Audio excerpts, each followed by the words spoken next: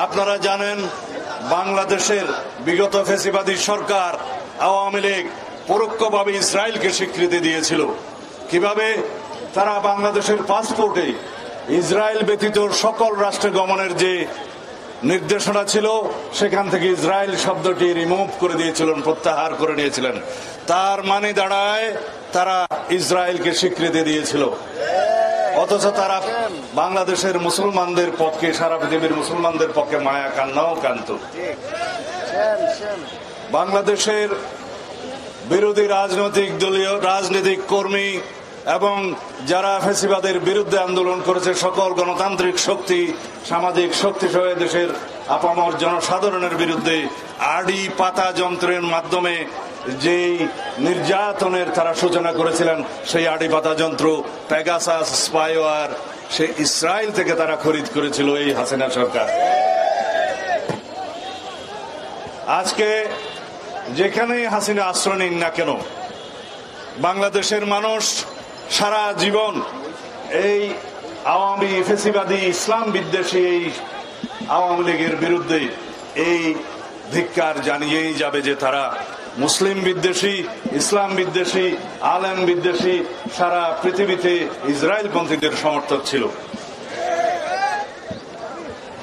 আমরা পত্রিকান্তরে যে পরিসংখ্যান পেয়েছি, 50 থেকে 60 হাজারেরও বেশি ফিলিস্তিনবাসী নারী শিশুসহ যারা হত্যাযজ্ঞের শিকার হয়েছে, প্রকৃতপক্ষে সেই পরিসংখ্যান আরো অনেক বেশি।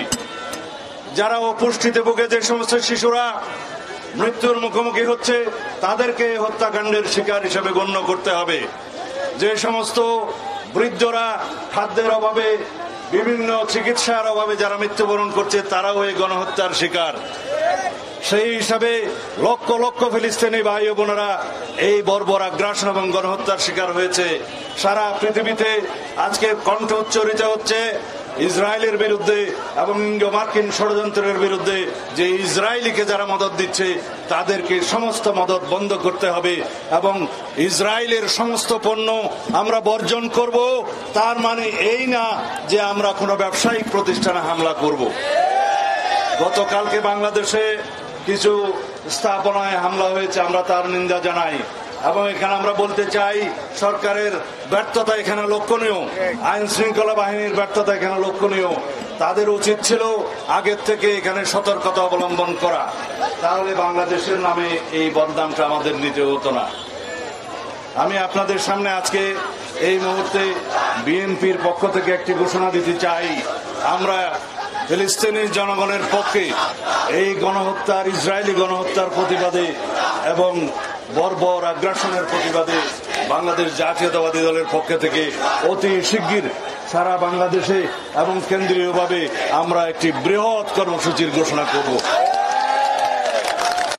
আমরা এদেশের সমস্ত জনগণকে আহ্বান জানাই, পৃথিবীর সমস্ত মুসলিম বিশ্বের যারা মডেল আছেন তাদেরকে আহ্বান জানাই, যারা পরাশক্তির একটি অংশ, যারা মদত দিচ্ছে ইসরায়েলিদেরকে, তাদেরকে আহ্বান জানাই এই মুহূর্ত থেকে গণহত্যা বন্ধ করার জন্য আপনাদের পদক্ষেপ নিতে হবে।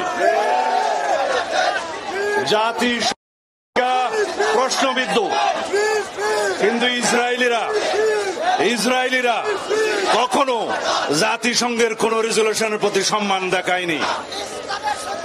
এই ইসরায়েলি সরকার জাতিসংঘের কোন নির্দেশনা, কোন অনুশাসন আজ পর্যন্ত মানেনি। এই পরাশক্তির দুই একটা দেশ তারা সব সময় যখনই ফিলিস্তিনি মুসলমানের পক্ষে জাতিসংঘ রেজলিউশন পাশ করেছে, তারা তার বিরুদ্ধে ভেটো প্রয়োগ করেছে, আপনারা সবাই জানেন।